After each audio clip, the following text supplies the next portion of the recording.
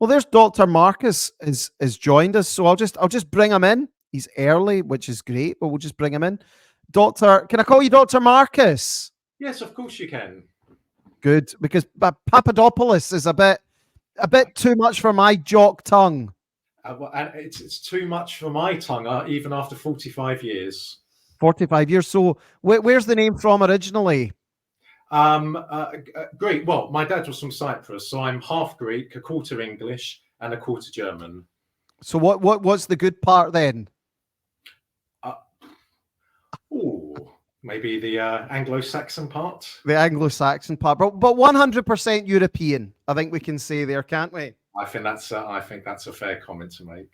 Because it is quite interesting. Like I've been following a lot on Twitter, and people get, I think, quite uptight about the whole thing. And all I just kind of point out is, you know, Europeans have a very shared history. We all there is a great deal of, yes, there has been a lot of migration around Europe, but by and large, people across Europe are very similar.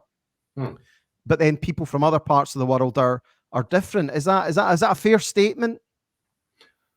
I would say it's a very fair statement. Yes, I think, for example, people in South Asia share a common heritage.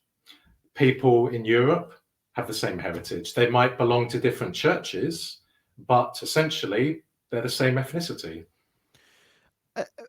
Dr. Marcus, tell me a bit about your background then, and what brings you to this obscure corner of the internet this evening. Well, I was always one, even at primary school and then onwards to secondary school, in questioning, never accepting anything at face value, no matter who is saying it, especially someone wearing a suit, someone who speaks eloquently, and especially someone who has an awful amount of money. So we should always question. And over the years, I have always said on television, be it if I'm talking about Russia, or if I'm talking about Syria, or if I'm talking about COVID, I always say to the audience, don't take my word for it. Question me. Scrutinize every word I'm saying. And I have no objection to that. I would only have an objection if I am concealing something. So therein lies the reality about, for example, Western mainstream media. They do not wish to be held accountable. They do not wish to enter into a discussion because they know what they are peddling is a grotesque falsehood.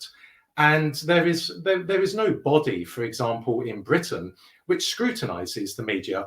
Ofcom is merely a facade. Yeah, it is true. I often point that out. It's like anything, like people will insult you. And usually you'll just be like water off a duck. You only tend to get upset when it's something that there's actually close to the bone. You know, I'm sure if you've got loved ones and you have an argument with them, if they say something that's true, then you get your backup. And I do think that's the case with the media, that they only get defensive when it's something that is truthful. Marcus, you said we were going to talk about a few different things, but we'll just jump into it because obviously it's the number one issue is the Trump situation with everything that's going on, and there are a lot of, I think it's fair to say, differing opinions on it, and we could maybe talk about a few of them. But what's your take on the Trump assassination attempt? Well, to be fair, I think it is too early to draw any concrete conclusions. There are many questions which have to be addressed by Congress in America. And those questions ultimately need to be put to the leadership of the American Secret Service. But for what it's worth, I am very suspicious as to what happened. Namely, I believe that because whilst Trump is not a savior, whilst he is far from being an ideal presidential candidate, nonetheless, he is not bought. He is not owned by the American military industrial complex. Indeed, he poses a formidable threat to them. And anyone who poses a real dangerous threat to them risks losing their lives. So, for example, not so long ago, there was an attempted assassination or an assassination attempt on the Slovakian Prime Minister, Fico. And now we have Trump. So it is very clear that the American ruling elite are fearful of Trump. And do I believe it is possible that the sniper at the Trump rally missed? Yes, it is possible. But how probable is it? So I think there's a lot of questions which need to be addressed. But interesting, isn't it, that there has been no attempt on the life of Joe Biden, and yet there is an attempt on the life of Donald Trump. So just one thing, Marcus, when you say he's not bought by anyone, he just took 100 million off Miriam Adelson, who's one of the biggest ultra Zionist donors. She's a dual Israel citizen. What is that not a bit of a conflict of interest? Well, on the one hand, I disagree with many of Donald Trump's pronouncements in the context of foreign policy, though he was very good when he was in the White House when it came to North Korea. But yes, when it comes to Israel, he is clearly aligned with the Israelis, Zionism in general, and that I condemn wholeheartedly. But on the other hand, if we are talking about domestic politics in America, then he clearly is not bought. He's not bought by Big Pharma, and he's not bought, as I said moments ago, by the American military industrial complex. Why else have they attempted to destroy him by putting him before a court of law, finding him guilty, and trying to send him to prison? If Donald Trump is guilty of what they have accused him of, then why on earth has George Bush Jr., Barack Obama, Bill Clinton, why have they never been put before a court of law? Because they are some of the biggest war criminals of the late 20th century and the 21st century. So it is very, very clear that those who rule, not govern, those who rule America are attempting to destroy Trump, and I suspect are attempting to kill him. I would have agreed with that maybe about a year ago, but I have kind of changed my opinion on that. And the reason I've changed my opinion on that is just the series of events where, as court cases are kind of miraculously disappearing from him. Like just today, his documents case was thrown out in Florida. As my take on it, Dr. Marcus, is that Trump's done a deal with the right-wing Zionists, and I might be wrong here, and he is now going to get a straight path to the White House. Now, I'm like you said, you're open to debate and dialogue. I am also open I might have called this wrong, but is it not that? I mean, here I do regard him as part of the regime, but is it not that they just see him as a threat? And look, I mean, there is a very clear possibility they did try and take him out. I don't think there's any denying the Secret Service appear to have just downed tools. The evidence says that they have not been doing their job properly. But what I just want to know is why. And Nick Fuentes, I'm sure you might know, his theory is that they would rather have had someone like Nikki Haley as president. They would rather have someone like, say, what's his name, the Florida governor, Ron DeSantis, because again, as much as we're critical of Trump, having Haley as president, life would be a hell of a lot easier. Trump does still cause them problems. I don't disagree with you on that. I understand your sentiment, and you could be very well correct. But at the beginning of this year, I remember reading the words of a very senior member of the American judiciary who is now retired and has been retired for some time. And he said, even if Trump is found guilty of the charges before him, he will not be sent to prison.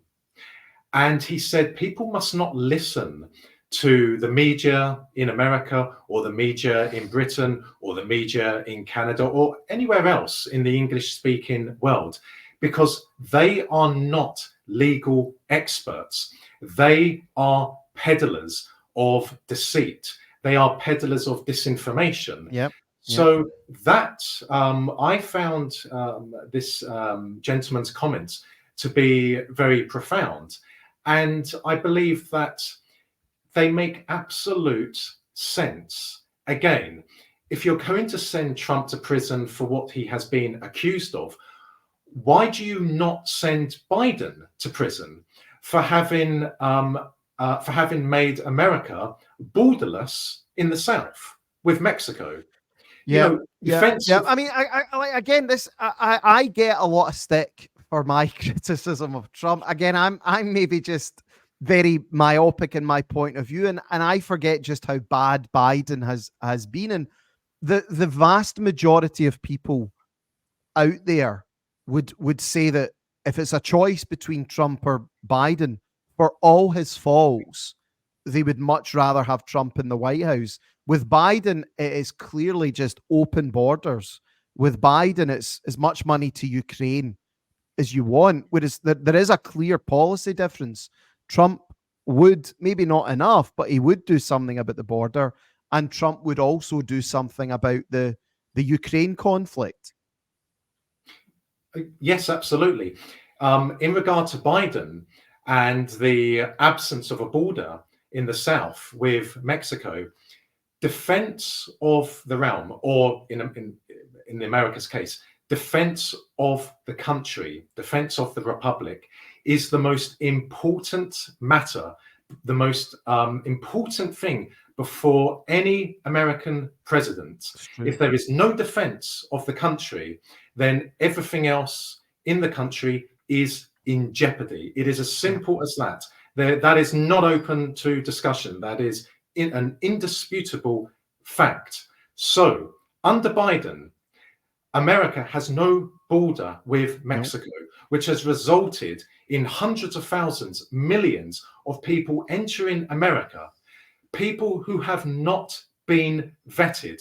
That is a remarkable actuality. If you had gone back 15 years or 20 years, that would have been inconceivable in the case of America, that its borders are no longer guarded.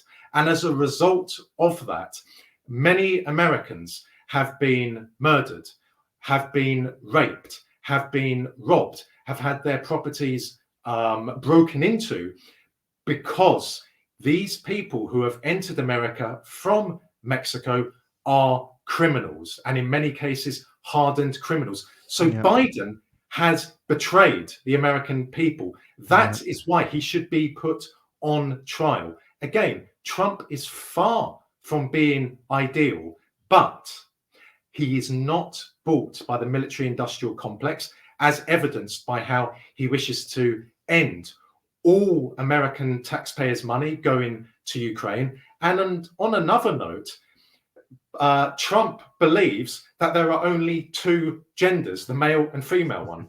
He believes that you and I, as men, cannot be pregnant. He believes that you and I, as men, cannot menstruate. And he believes that a woman cannot have a penis. Again, If this was 10, 15, 20 years ago, we wouldn't be having this discussion because it would be seen as inconceivable. But he is anti-woke, he is anti-BLM, and for that, combined with the other matters I have cited, if I was an American, I would vote for him, because what is the alternative? Joe Biden? Biden is clearly not running America. He's clearly not in charge in the White House, because he clearly doesn't even know what planet he's on. No, I mean, as I say, I think the vast majority of people out there would agree with you, Marcus. And I think a lot of people, if presented with the cold, hard choice of Trump or Biden, I mean, it is a no-brainer.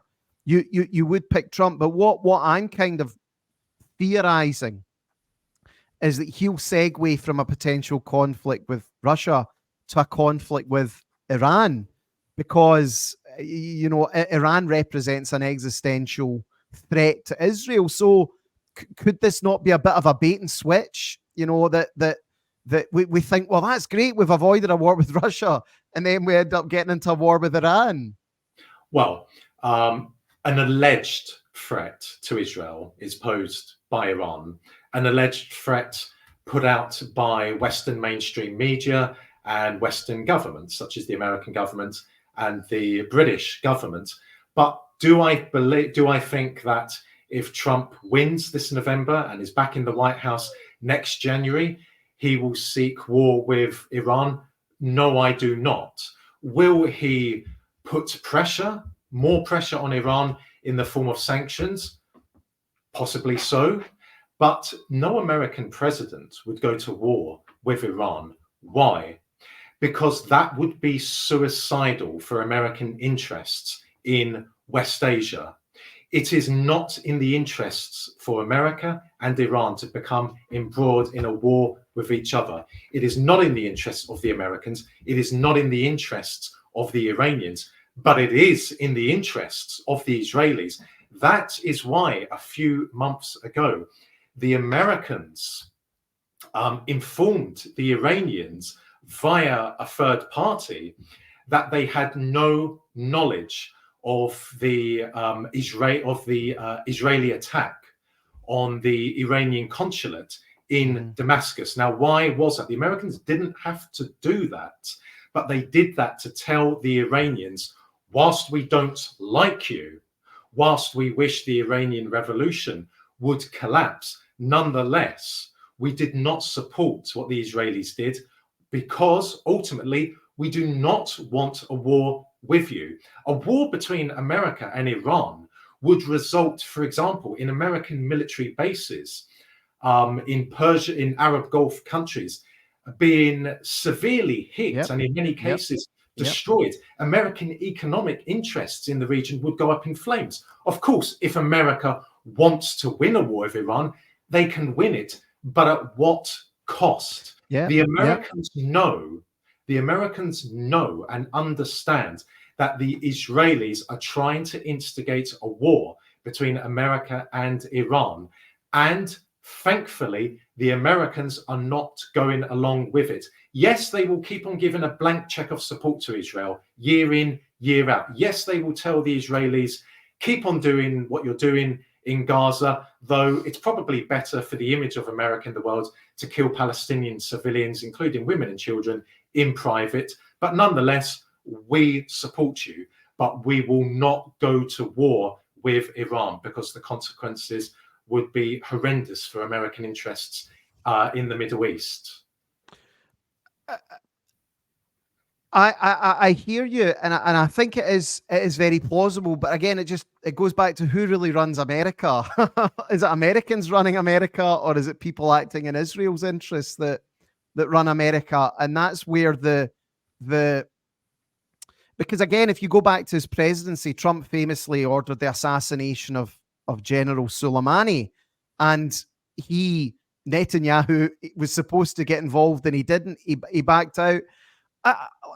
I think what you're saying is fair, because there has been tension between Netanyahu and Trump. Like Netanyahu famously phoned up and congratulated Biden.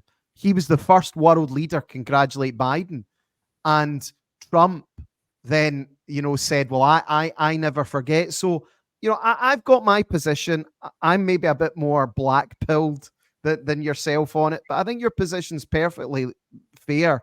And the only thing that will come out, and our audience is probably pretty split on it as well. Like, so all that will play out is time and how it happens. And my attitude is I like to be I like to start off very skeptical.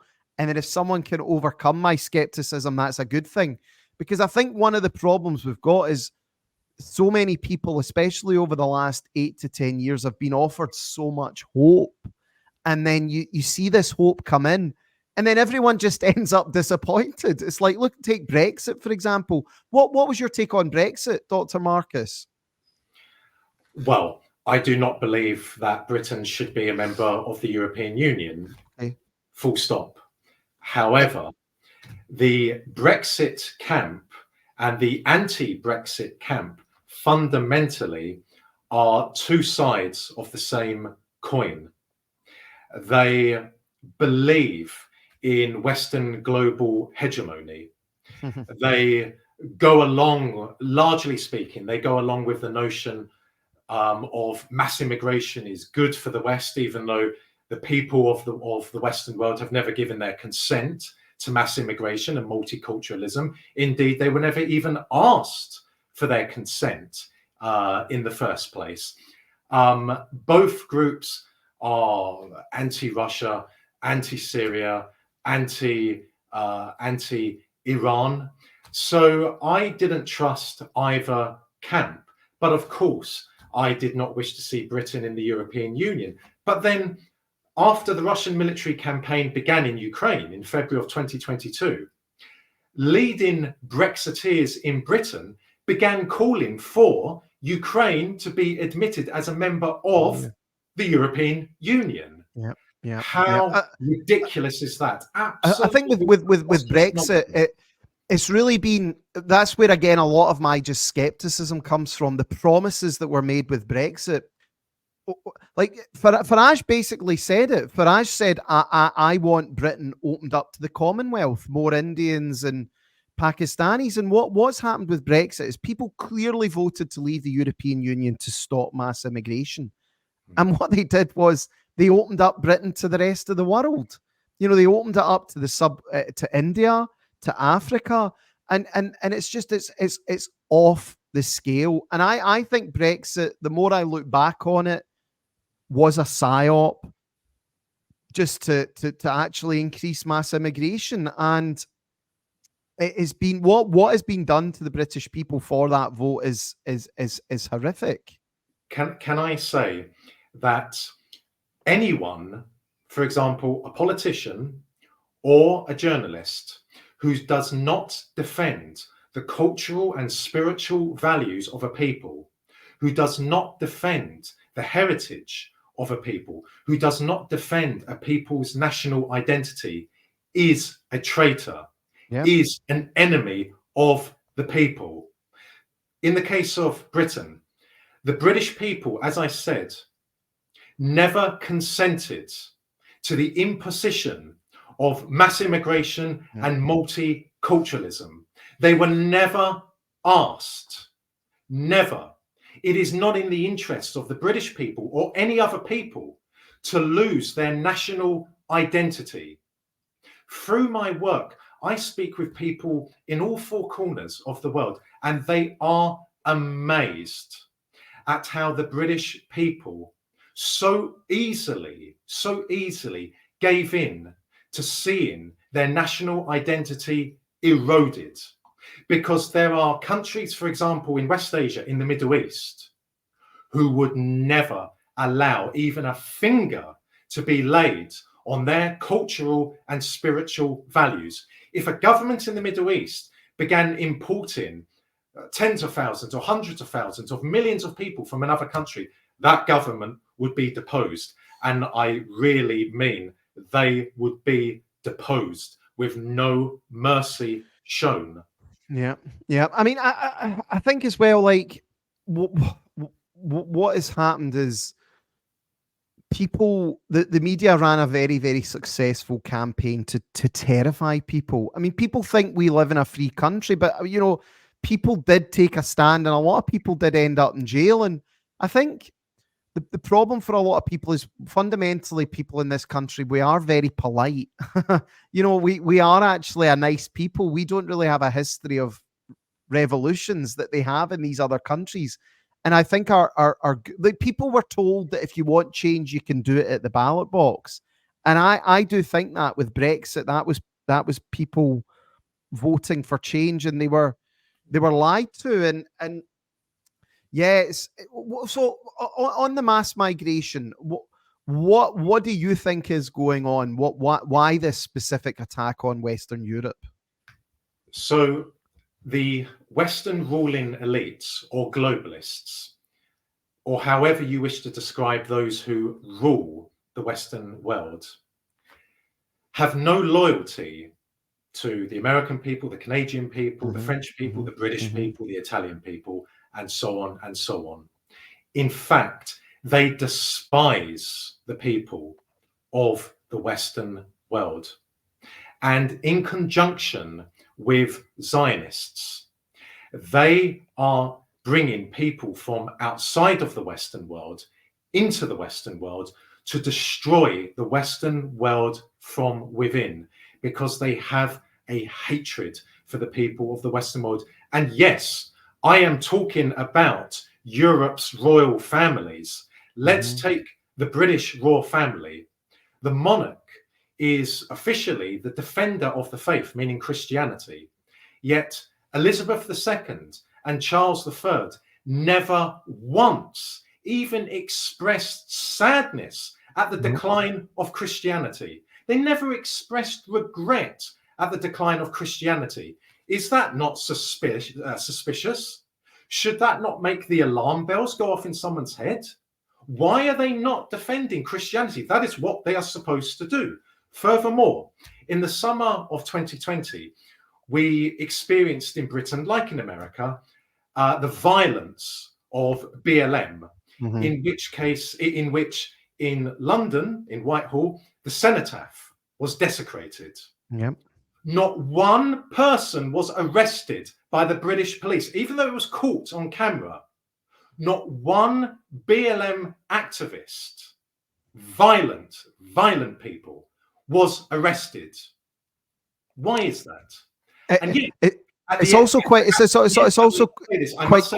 funny how BLM was so supported by certain groups of society, yet the pro-Palestinian marches, which have been overwhelmingly peaceful. I mean, I don't go on them. They're not really my. I support the Palestinian resistance, the Palestinian people, but they get tarred every week. Whereas, it is interesting because, of course, the issue is the Zionist issue, isn't it? That BLM was not a threat to the power structure, and like once you see that, you can't really unsee it. Why do you think it is as well that so many people on the right, Dr. Marcus, like you've got so many people who are massive supporters of Israel, yet clearly, a lot of the wars have been fought on behalf of Israel. A lot of the battles have been done for them, yet they still say we should, like, take Douglas Murray, for example. He says that we need to defend Israel. How would you deal with someone like Douglas Murray? First of all, let me quickly say, following the BLM violence in various parts of Britain, at the end of 2020, Elizabeth II, through her spokesperson, sympathized with them. Yeah. Quote, sympathy she with did, BLM. Yeah. She did, yeah. Sympathy with BLM. Again, the British royal family have no loyalty to the British people. No, they don't. In regard to someone like Douglas Murray, here is the yardstick to see if they are genuinely committed to Britain, genuinely committed to peace in the world. Does the likes of Douglas Murray believe that Tony Blair is a war criminal No, and should be arrested and put on no, trial for no, war he crimes doesn't. He against doesn't. Yugoslavia and Iraq. He doesn't. No, he doesn't. And therein lies the suspicion. Anyone who does not believe that Tony Blair and Bill Clinton and George Bush Jr. and Barack Obama are not war criminals are not one of us. Yeah, I agree. They should be kept far distance away. I agree completely. And you've written about Yugoslavia, and I remember vividly in the late 90s when that happened. I was younger at the time, but I was totally opposed to that intervention. What they did to Serbia is amongst, again, the what, as you say, the war crimes these people have committed, the crimes they committed against the Yugoslavians in Serbia, etc., and the crimes that they committed against Libya, the crimes they've committed against President Assad in Syria. As you say, I don't know, did you see the picture the other day of Jeremy Corbyn laughing and smiling with Alistair Campbell? Did you see that? No, I didn't. There was a mental health unit being opened, and Corbyn was there with, and that's what I say about people. Like, people see Corbyn. I mean, I if I was pictured laughing and smiling with Alistair Campbell, I would give people permission to batter me around the head with a frying pan. As you quite rightly point out, Dr. Marcus, the crimes that these people have committed in wars and the people they've killed, it's unforgivable. Yes, let me say, NATO is a criminal military bloc. And let me give you one example. When NATO bombed the Federal Republic of Yugoslavia in 1999, it didn't just violate international law, it violated Article 1 of the North Atlantic Founding Treaty, NATO's constitution, which stipulates clearly that NATO will never use force to resolve a dispute. So NATO, as I said, violated its own founding treaty. NATO intervened in Libya on the side of Al-Qaeda.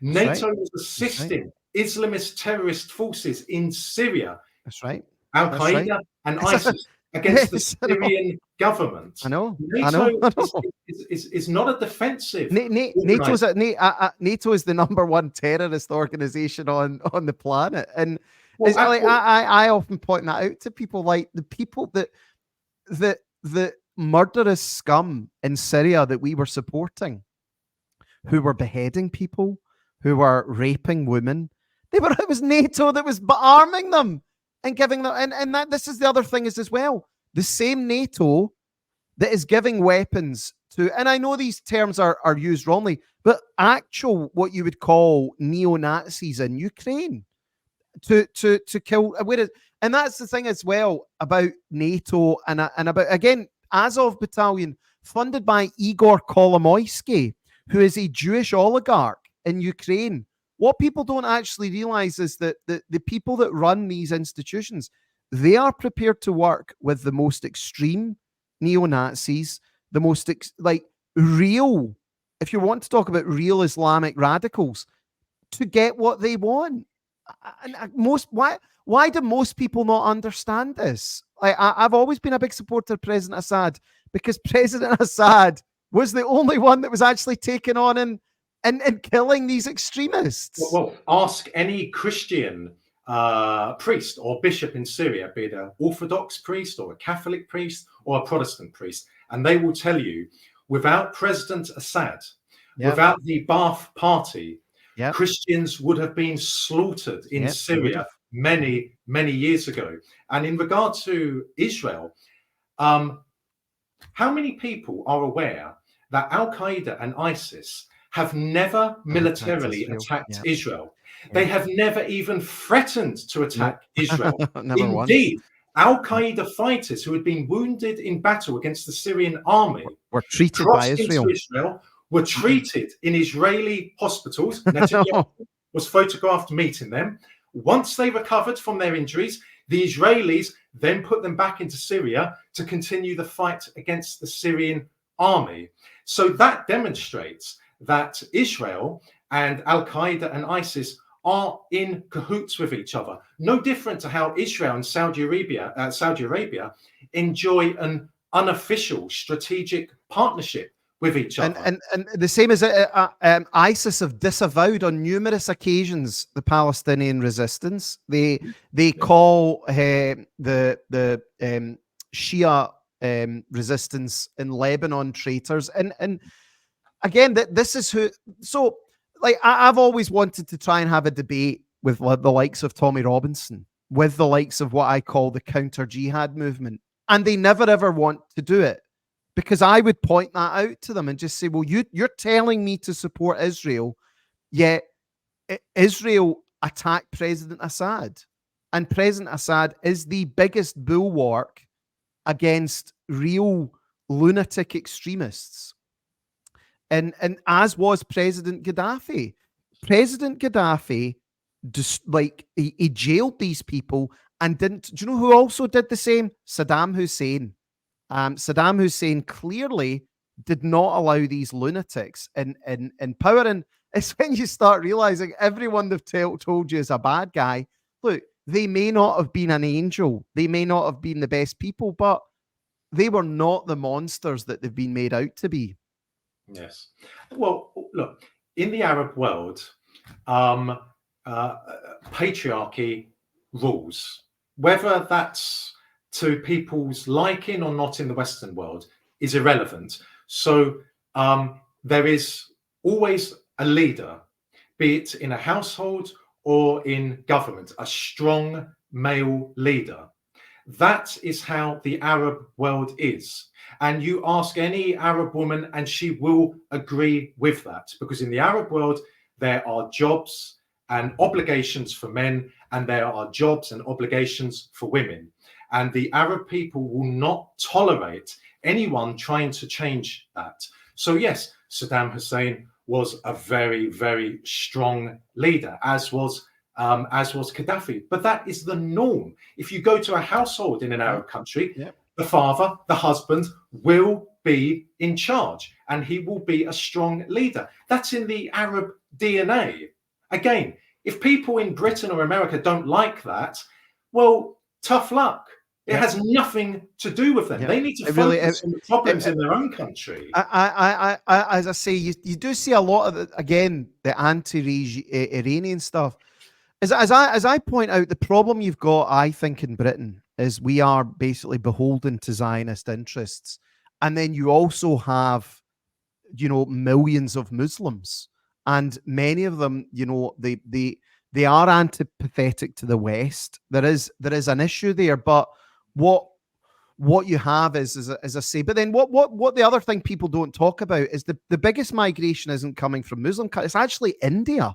Yes. You've got hundreds of thousands of people coming from India now, and the Indians tend to be like people get upset when I point this out to them, but you scratch beneath the surface. A lot of Indians don't really like Britain. They still resent Britain because of what happened during the empire, and it is a disaster waiting to happen. And again, with a lot of the Indian immigration, you do have Hindutva extremism as well, which is massively supremacist. They believe in a Hindu supremacy, which is embodied by Modi. What just your background with Greece? How are things over there? Because it's always like, what did you think of Syriza, for example? I never trusted that party whatsoever. I think all or almost all electoral systems in the Western world have been created by the Western ruling elites to ensure that the mainstream parties and any party that is given a platform by mainstream media ensures that the Western ruling elites remain entrenched in those countries.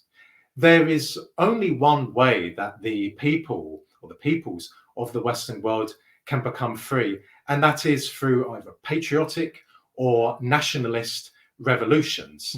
And in regard to Britain, Britain, or the British people, is comprised of four nations: the English, the Scottish, the Welsh, and the Northern Irish. I could be born in the sea, but that wouldn't make me a fish. I could be born in Italy, but that wouldn't make me Italian. I could be born in India, it wouldn't make me Indian. I could be born in Argentina, it would not make me Argentinian. Yep. The British national identity, like the Indian national identity, or the Pakistani national identity, or the Argentinian national identity, and so on, must be protected. I agree. I would not want to see, for example, 500,000 Germans, even though I'm a quarter German myself, I would not want to see, say, 500,000 Germans come to Britain. Why? Because that would have an adverse effect on the British national identity. I would not want to see 500,000 Italians or Greeks brought to Britain, because that would have an adverse effect on the British national identity. Britain's cultural and spiritual values must be defended. And I have always said this: Britain in Britain, India in India, Pakistan in Pakistan, America in America, and so on and so on. I agree, but would it not be fair to say that that's maybe too far gone now? And the only thing that, and what I'm kind of veering towards now, is trying to come up with a pan-European solution to this, or I mean, obviously, yes, to acknowledge the unique differences, but that you know, what white people now account for less than 6% of the global population. So is there a possibility that the people in, say, the Anglosphere or in Europe could come together to, say, sort of defend Europe? And is that not perhaps maybe slightly stronger than just being isolationist? Like, again, that a lot of people don't like that when I argue for that, because they say, well, I don't like the bloody French or the Germans. Are we not too far gone for that? Do we not need a bit more numbers? It is still possible for Europe, including Britain. Britain is geographically part of Europe, ethnically part of Europe, and for the rest of the Western world, such as America and Canada, to free itself. It is possible. And in such a scenario where the Western world frees itself from the control of the Western ruled elites, the globalists, the Zionists, then the cultural and spiritual values of Europe and the rest of the Western world must be restored. Then all illegal migrants must be expelled. If they will not say where they have come from, then they need to be put in detention facilities because they are here illegally. And I would go further. In the case of Britain, for example, all of the people who have come to Britain since 1997, since Tony Blair became Prime Minister, should be repatriated, because the British people never gave their consent, which demonstrates that Britain is not a democracy. Britain is a tyranny, and Britain is a kleptocracy. And yes, you refer to the white race. Well, yes, we are members of the white race, along with Greeks, Italians, and Spaniards, and French, and so on and so on. And there is nothing to be ashamed about. There is nothing to be ashamed about being part of the black race. I don't want to see Western cultural influences in sub-Saharan Africa. I wish the people of sub-Saharan Africa to retain their cultural and spiritual values. And that applies to India. And it also applies to the Western world. It also applies to the white race. That's not racism. What is racism is destroying the cultural and spiritual values of a people, which is exactly what has happened in the case of Britain. That is racism. And for people, for example, BLM, who express hatred towards the white people, the white race, I will say this: that is your choice. Fine. That is your choice. If you don't like certain tribes in the world, you know, that's your opinion.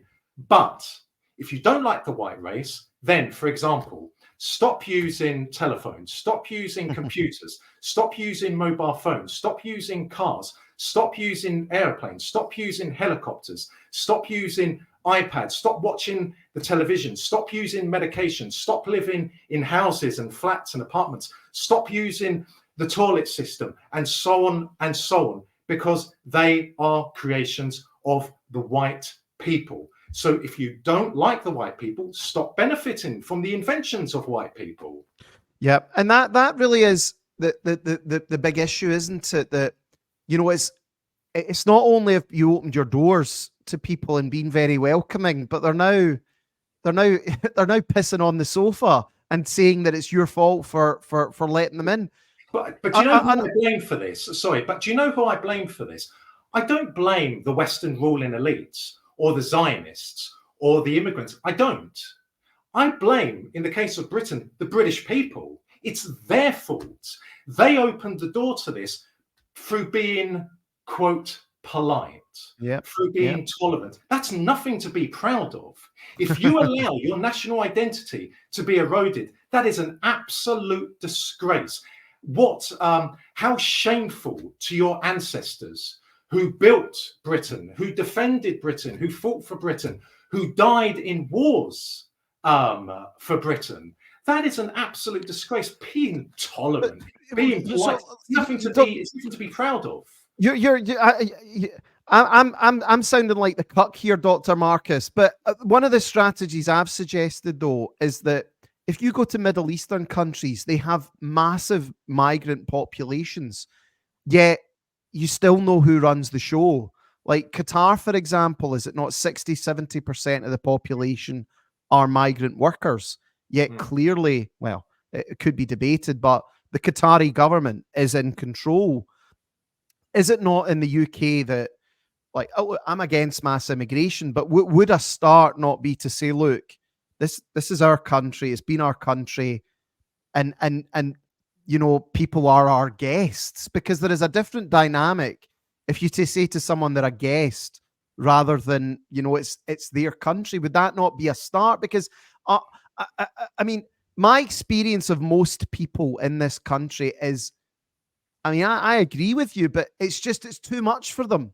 Like, for example, if you were to start saying, well, we're going to start deportations, people would talk about the nice young man that works at the post office, or they talk about the nice young man that they wouldn't have it. So would perhaps not a third way position, for example, to use a Blairite term, be to say, look, Britain is a white Christian European country, and it will remain so, and just, you know, these people, it is kept as that? Or do you think you have to be tougher than that? You have to be tougher. You have to be radical. Britain will not remain a white Christian country because of the demographic differences between, say, a British family and a South Asian family. South Asian families have infinitely more children. So in the long run, Britain will not be Britain any longer. Christianity is now in the minority in Britain. The British people need to be educated. There has to be a revolution. Then and only then will the British people understand the dangers before them. There has to be a free, totally candid discussion. But the British people have to fight for their national identity. It's absolutely preposterous that they do not fight. They are afraid of being labeled by certain words, such as racist. Yeah.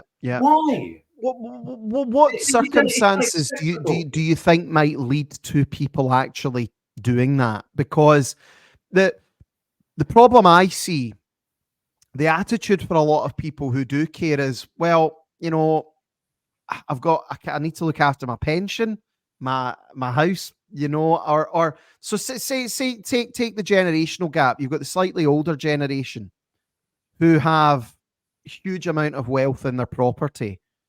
Their attitude may be as, well, do you know, I can just sell my house and move abroad and I'll be dead soon.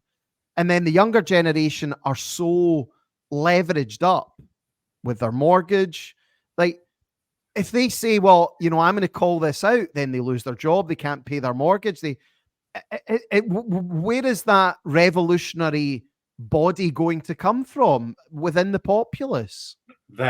Unfortunately, the British people do not have one revolutionary bone in their bodies. There is no point anyone talking about Cromwell's revolution. That was not a proper revolution. It was a middle class revolution.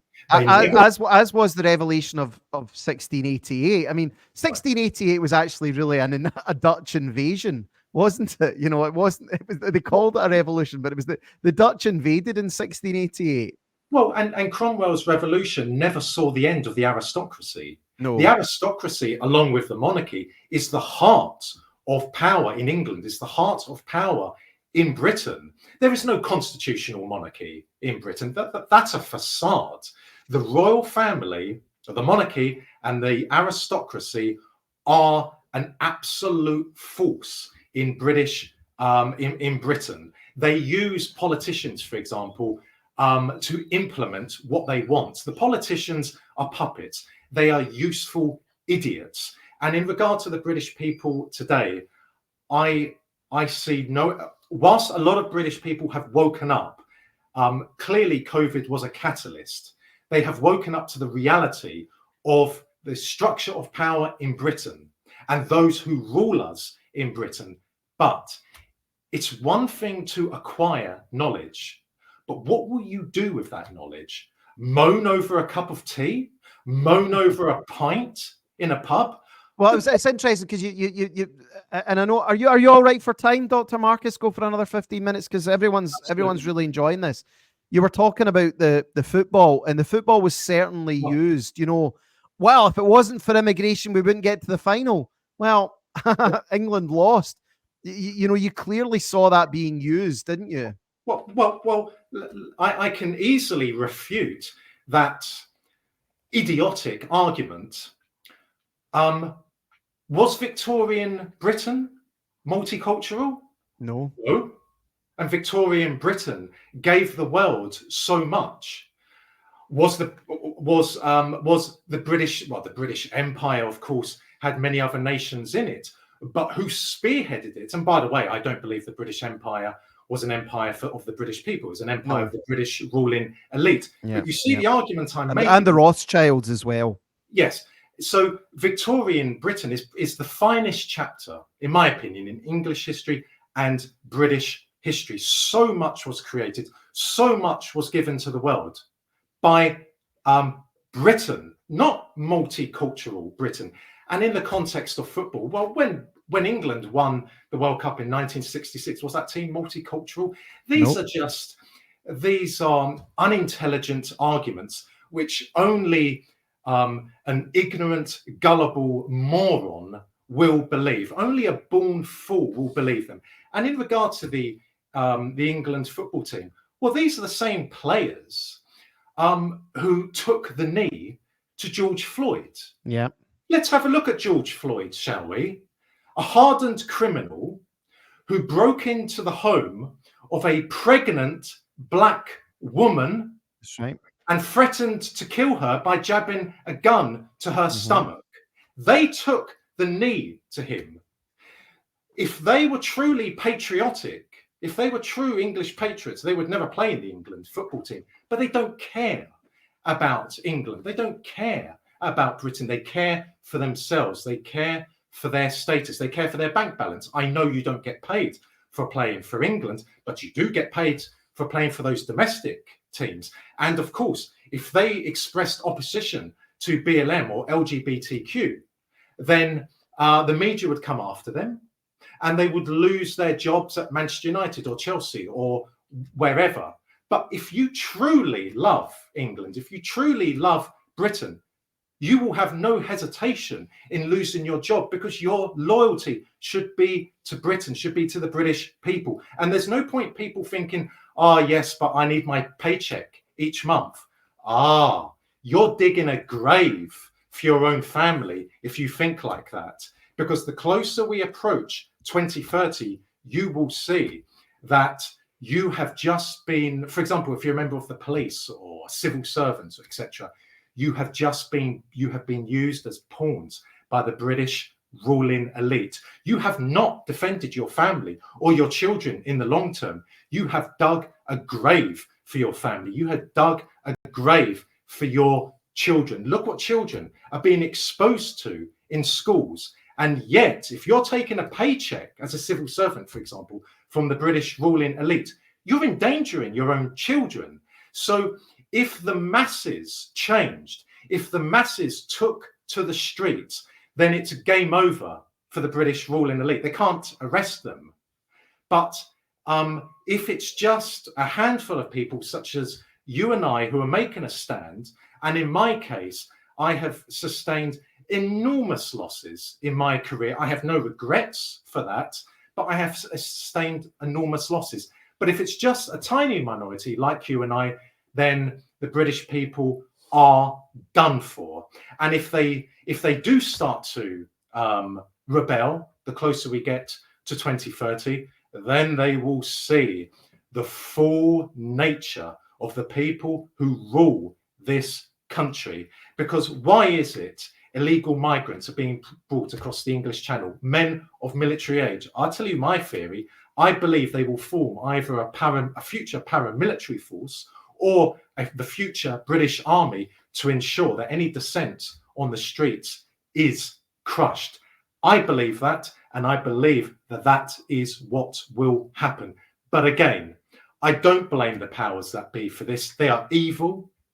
They are Satanists. They are pedophiles. They have an agenda. They are evil. Evil has always existed, but you have to ensure the door is closed to evil. If you're going to give up your national identity for the sake of celebrity culture and reality television and Netflix and marijuana and all the rest of it, then you have opened the door to evil, and you will take everyone else into the furnace with you. So again, in the context of Britain, this is the fault of the British people. This is what happens when you don't fight for your national identity. Because if a people who lose their national identity have no future of any kind whatsoever. So what's it going to take to get them out of the slumber? What's the spark? Where's the catalyst going to come from? Is it or is it are we facing a like 4th century, 5th century Rome situation where it just peters out and people just sit back and look, where did it go wrong?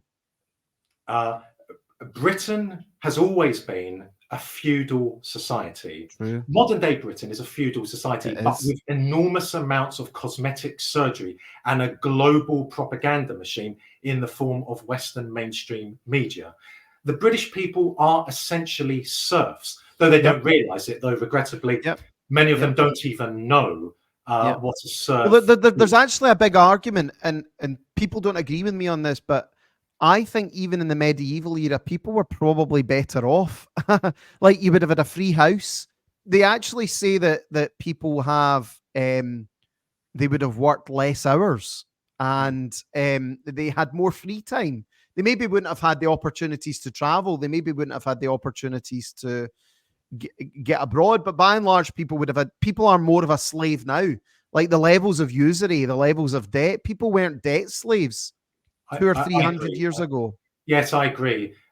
Everything is relative in life, and the argument you've just made is a very intriguing one. It's one I've never thought about, but on the face of it, I would express sympathy with it.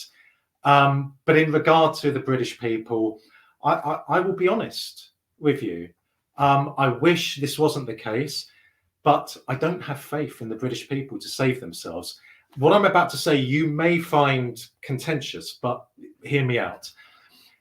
In some cases, the problems in America are far worse than the problems in Britain. But in other cases, the problems in Britain are far worse than the problems in America.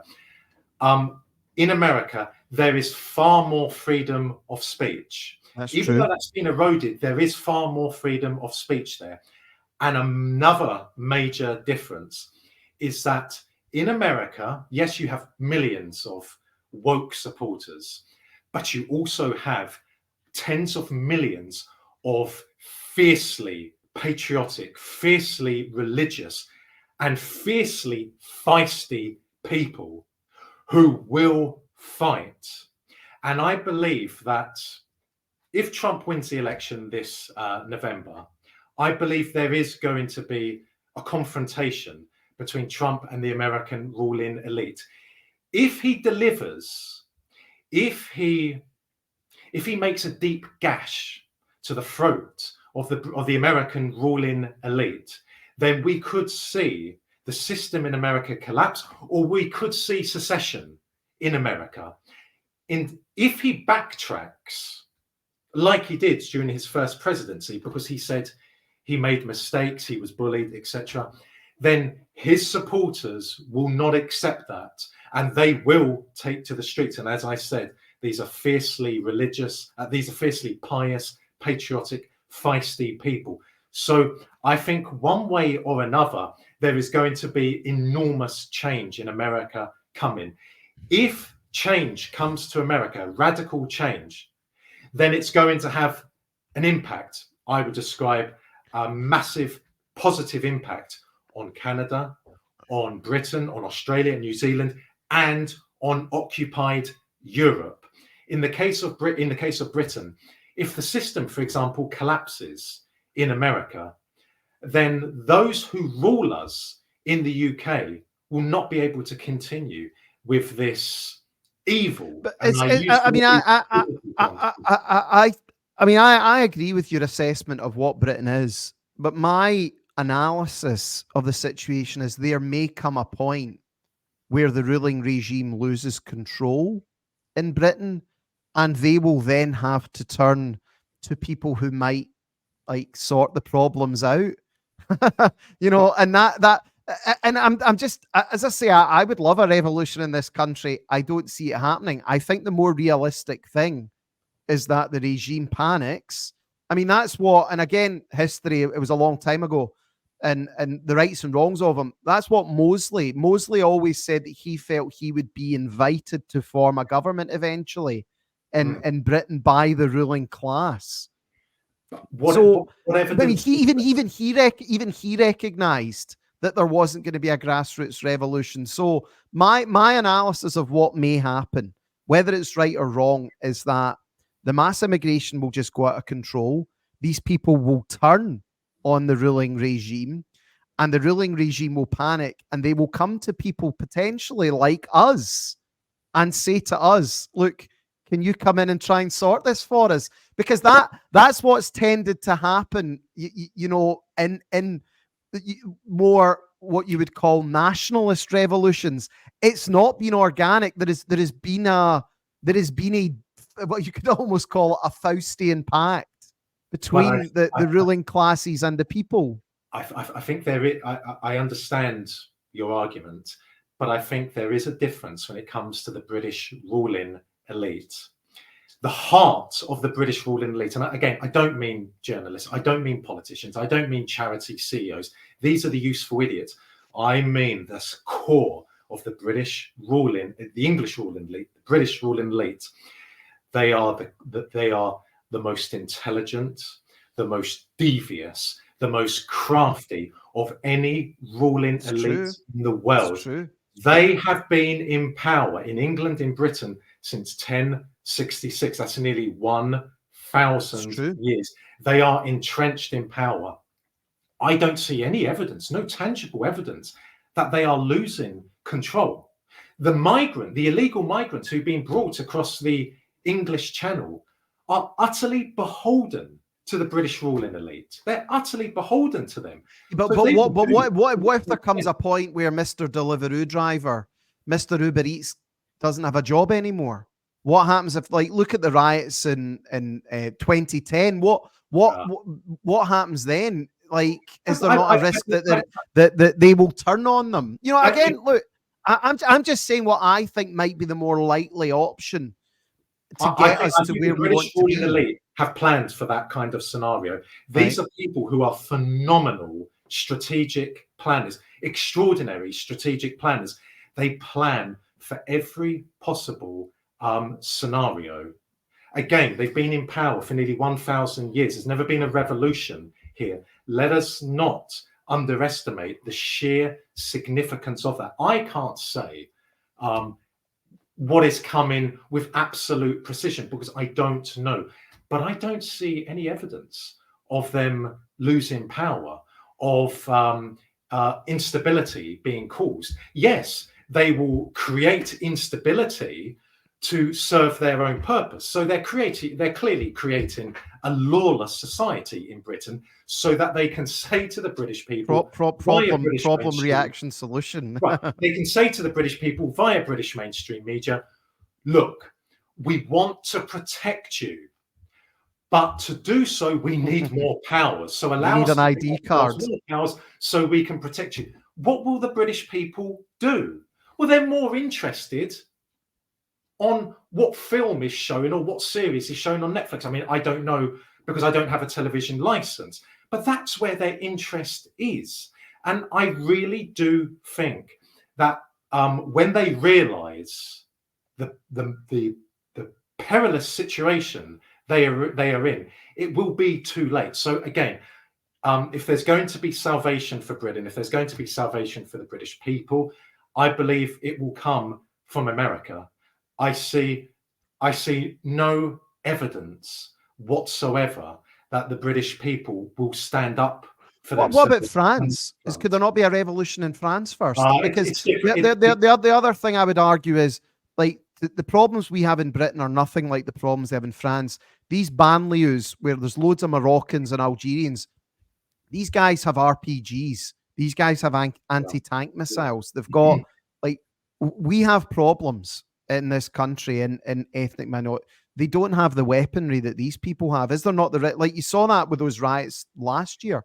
Could France not kick off into a civil war and that would start it? Well, look, continental Europe has enormous problems because it is controlled by the Western ruling elites. It's controlled by the globalists. It's controlled by Zionists. So I'm not underestimating the enormous problems in continental Europe. But there is a difference. I have faith that the people of Europe, one way or another, will free themselves. In the case of France, as you correctly said, there's a very major problem there. But the French people, by and large, are fiercely patriotic. Yeah, they are. I do not believe the British people are patriotic, and I would even question if they ever have truly been patriotic. They've been more patriotic in the past. I accept that, but I don't think they've ever been patriotic like Germans or French or Spaniards or Greeks. Again, that's not to underestimate the problems before the French people, but I believe they will free themselves. So there is a very big difference between the British people and the French people. Again, nothing is impossible, but the British people have to accept something. If they want freedom and dignity for themselves, for their families, for their people as a whole, the English, the Scottish, the Welsh, and the Northern Irish, they're going to have to fight, and they're going to have to give up their luxuries. In my opinion, they're not luxuries, but they're luxuries. This is your Cypriot quarter. This is your Cypriot quarter coming out, Dr. Marcus. Your Archbishop Macarius here. We don't like rebels in this country. All right, we don't. We don't like rebels. Well, then it's done for. The British people are going to have to give up their so-called luxuries, like takeaways being delivered to them, like Netflix, like celebrity culture, like, you know, which Kardashian is sleeping with, you know, whichever man. I mean, they think they're luxuries. They're not. I tell you what are luxuries: having security and stability for your family, in particular for women and children. A luxury is knowing that your cultural and spiritual values are entrenched. If someone see what you're saying as well. Like, a lot of people have actually correctly called me out on this. The reason I despise the British establishment isn't really because they're the British establishment. I despise them because they've betrayed me. And that, I mean, so what you're actually saying is true. And I've had a few people say that to me. Clues pretends he's a revolutionary. I mean, I am and I amn't. Like, you are correct what you're saying. Like, my default position is You know, I was a staunch monarchist. I do believe in this. I like kind of I do believe in the hierarchy of it. My hatred comes from the betrayal. So see if the British establishment did start talking my language, I would maybe change my views. And I know you're shaking your head, but that's who we are. Like that's just who we are. I, under, We're not Bolshevik. I mean, I'm saying you're a Bolshevik, but we're not that way inclined. I understand. I get what you're saying, but at the core of the British establishment, I do not believe they have any loyalty to the British people of any kind whatsoever. If the monarchy, I mean, maybe, but it's like I was obviously brought up in the west of Scotland, and I'm sure you'll know all about Orangeism. I mean, I was brought up in that culture, you know, not that my family were, but like loyalism to the Queen, the Crown, Ireland, you know, the Protestant Reformation. So, like, again, you're asking me to do things that it's not really in my DNA, you know, because I was I fundamentally I am a loyalist, you know, and it's hard for me to change that. No, I understand that, but then you have to account for why the British royal family have not spoken out against the erosion of the British national identity. They speak out in support of Ukraine. They speak out in support of climate change, but they don't speak out in defense of the British cultural and spiritual values. Why have they never done that? There was just that interesting relationship. Look, you can be a bigot and a racist as long as we get to go and do what we want. And the thing is, it actually kind of worked, you know, because what the British Empire sold people was, well, you're better than everyone else. I mean, it worked. Well, like, they needed the British people.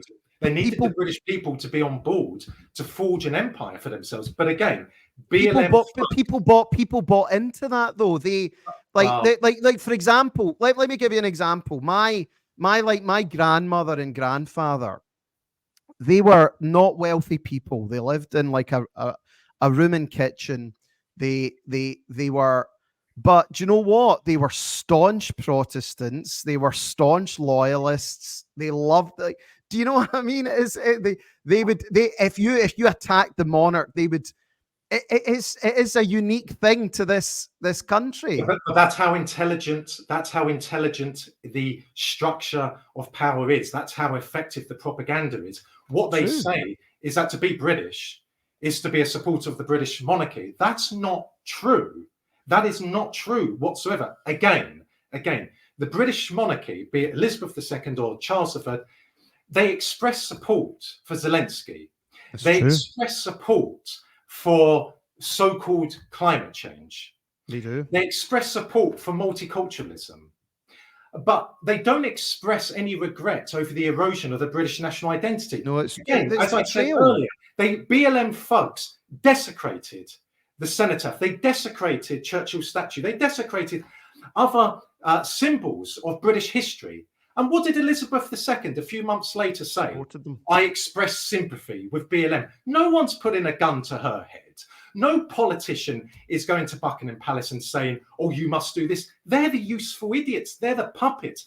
Britain is effectively an absolute monarchy with enormous cosmetic surgery, a brilliant global propaganda machine. No.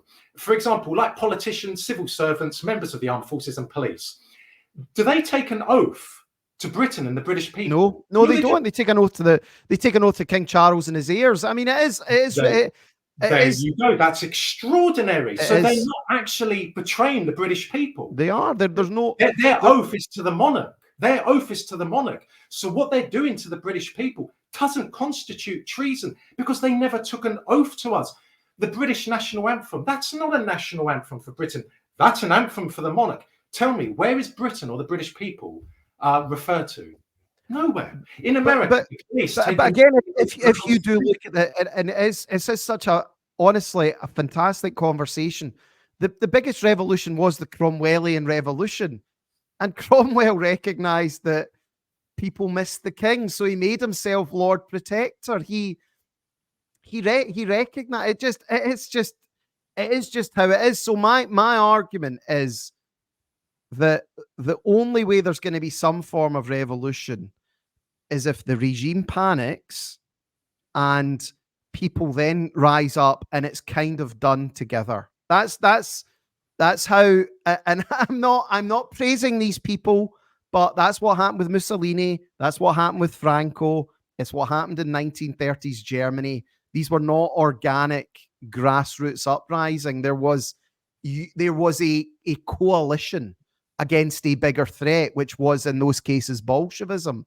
And whether that's right or wrong, I think that all I'm just saying is that's a bit of realpolitik. But there is a difference. The Italian people, the Spanish people, were and remain to this day, though it's been eroded, but remain to this day far more patriotic, far more nationalistic than the British people. I believe that the heart of the British establishment, the monarchy and the aristocracy, have for centuries dumbed down the British people. They've made them ignorant. They've said to them, you rule the world through the British Empire. But that was just a ploy in order to support the British Empire. Yeah, it's funny because like my mum, she thinks everyone should speak English. You know, she when we're on holiday, she thinks she keeps going on about how the sun never set on the British Empire. I mean, you're right in what you say. Like people were kind of imbibed by that.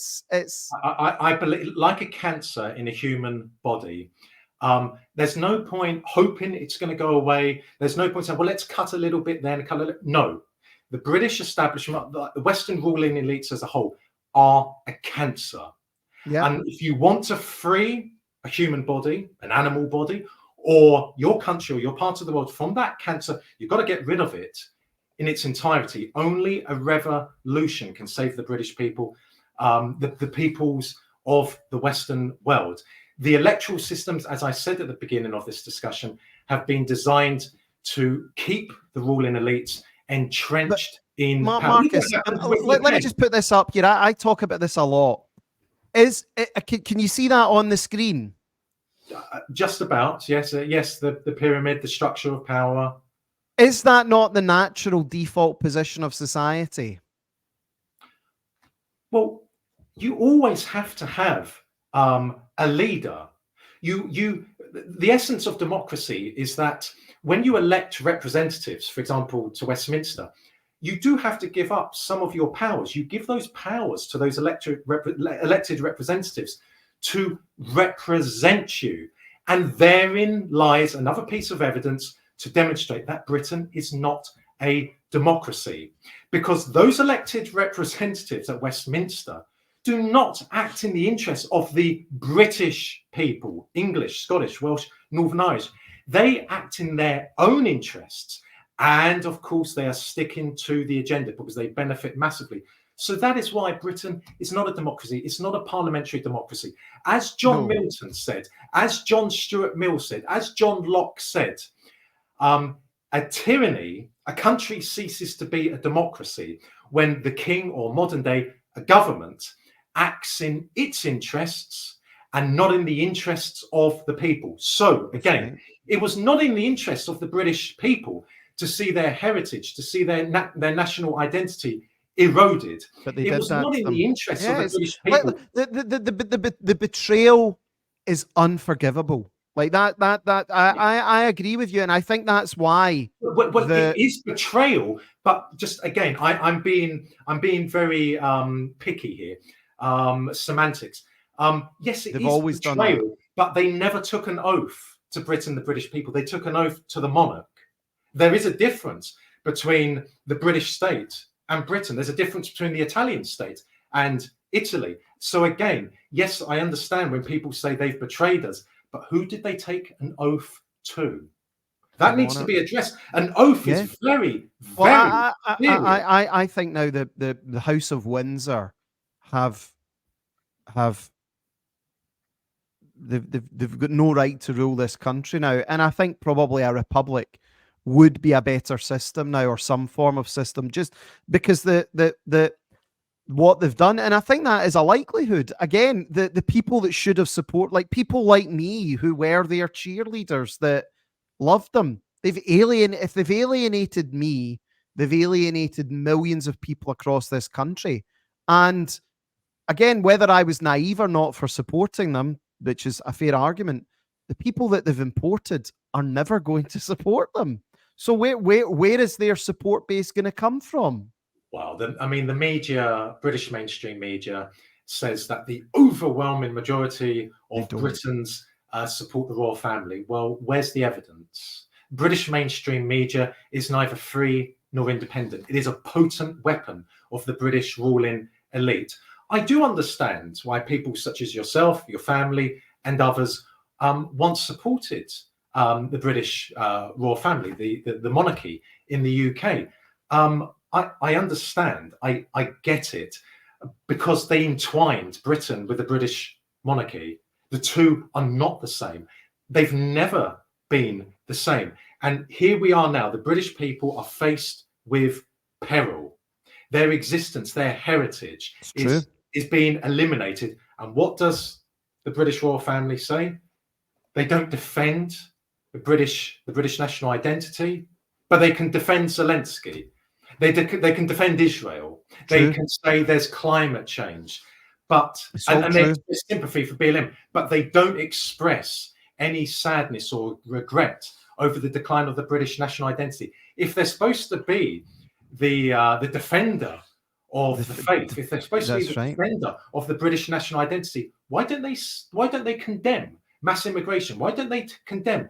Well, interestingly, again, the defender of the faith title was actually given to Henry VIII by the Pope for his pogroms against reformers. And then when Henry VIII decided to change now, interestingly though, the real revolution that actually happened in Scotland, because the Reformation in Scotland was actually a grassroots uprising, whereas in England it was much more top down, where Henry VIII kind of did it out of political convenience, whereas so I suppose if you want to see an element of where a real revolution happened, it did happen in Scotland, because the Reformation was exceptionally bloody. Many people did die, and it was very different. And again, I suppose if you look at it, there are sections of Britain it's different. It's very, very interesting stuff, Dr. Marcus. It's been an outstanding hour in 15 minutes. Where can people follow your work? Do you have a YouTube channel? I've been putting up Twitter. Where's the best to get you? I'm on Twitter, or X as it now is. I'm on Facebook. I'm on Getter. All of my television interviews and podcast channel interviews are on my YouTube channel, and also my Odyssey channel. So they can, if they're interested in what I have submitted this evening, they can follow my work on the aforementioned outlets. I have published 2 books because I'm a doctor of Russian history. So I've published one book on contemporary Russian foreign policy, and I've published another book concerning how the British government assessed the fighting capabilities of the Soviet army in the 1930s and the 1940s in regard to British strategic planning. So what, just one final one then. What was your take on the Bolshevik Revolution? Again, I know there's a lot of theories regarding the Bolshevik Revolution, but let me say this and this only. After the Bolsheviks came to power, they immediately withdrew Russia from the global banking sector and the global financial sector. Furthermore, the Soviet Union from the 1950s onwards was an ardent friend to the Arab world and were arming the Arab countries such as Egypt and Syria to the teeth to see the destruction of the state of Israel. Following the war, is it fair to say that the overwhelming number of Bolsheviks were Jewish? whereas Stalin kind of purged that influence. So That, the post 1945 Soviet Union was very different from the 1917 one. Is that fair comment? that's not just a fair comment. That's an accurate comment. Not the overwhelming majority, but a lot of the senior ones. Yes, their heritage was Jewish. Just bear in mind they were also atheists. Stalin obviously had a very different attitude. Stalin, in some ways, was a Russian nationalist. But again, after the war in 1967, the Soviet Union severed diplomatic relations with Israel. In December of 1991, when the Soviet Union was illegally dissolved, the Soviet Union never collapsed. It was illegally dissolved by Yeltsin in the Russian Federation, by Kravchuk in the Ukrainian Soviet Socialist Republic, and Shushkevich in the Belarusian Soviet Socialist Republic.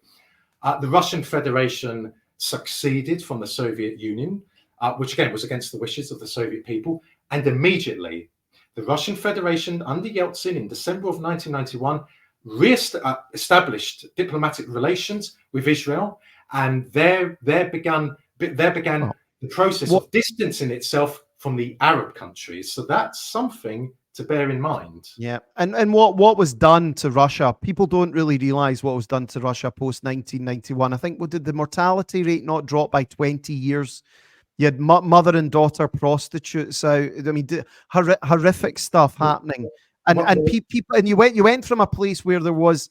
I mean, look, I'm not a communist. I don't believe in communism, but the Soviet Union post 1960 was not the horrific place that people claim it was. And you take any ex-Soviet country, like, yes, they might have been poor, but did they have trans children? did they like, my wife's actually Polish, and I asked her father what did he prefer, and he said that pre 1989, it wasn't as bad as people make it out to be. You could travel anywhere you wanted. Yeah, there was food shortages. It wasn't great, but like, look at Poland now. Poland now is open borders. Yes. They are, excuse my language, they are NATO's bitch, and they're lunatics. They want to go war with, and it is, people don't really get perhaps the nuance there. Kira, stop it. I think people should understand, and this doesn't make someone a communist. No. But there were some very good aspects to Soviet communism. There were some very bad aspects to Soviet communism. In March of 1991, Gorbachev, a useless leader, all of the problems in the Soviet Union really intensified in 1985 when that imbecile became General Secretary of the Communist Party of the Soviet Union. But he held a referendum in the Soviet Union in March of 1991 in which the Soviet people were asked, do you wish to preserve the Soviet Union? You said, yeah. The Baltic states boycotted it. Azerbaijan, Armenia, and Georgia boycotted it for different reasons to the Baltic states. So the rest of the Soviet republics, including Ukraine, took part in it. 76% of the Soviet people voted to preserve the Soviet Union. In the Ukrainian Soviet Socialist Republic, over 70% of the population voted to preserve the USSR. So the USSR was not a prison of peoples, as Western mainstream media project it to be. Again, there were some awful aspects to Soviet communism, but they were only poor in a Western sense. All right, they didn't have the materialism that we have, but they were rich in another sense. They had jobs for life. They had homes for life. They had a brilliant education system, a brilliant. Well, it's the same in Poland. You ask people what they think about Lech Walesa. People don't like him. They actually like the Gdansk shipyard. Like, it only employs about 1,000 people now. Yes. And all these people lost their jobs, and Walesa really was. It's funny. Like, I asked my wife's mother about him. She said he could barely speak. Yet the West loved these people. They lionized them. Who was the guy in Czechoslovakia as well? What was his name that they always go on about? That he was wonderful. What was his name? And he wasn't really that good either. Oh, President. What was his name? Ah, Someone in the chat will know. it began with a D.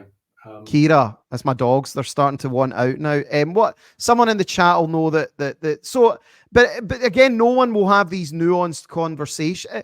It's like, what did the Romans ever do for us? Whereas what the Western media does, Ceausescu was Romania. Havel, that was it. Was it Gustav Havel? What was his? Vaclav Havel. Vaclav Havel. That was it. Was it not? In Oh, Czechoslovakia. you're talking about in the 1980s. Yeah, it was Vaclav Havel, wasn't it? Right. He was the reformer.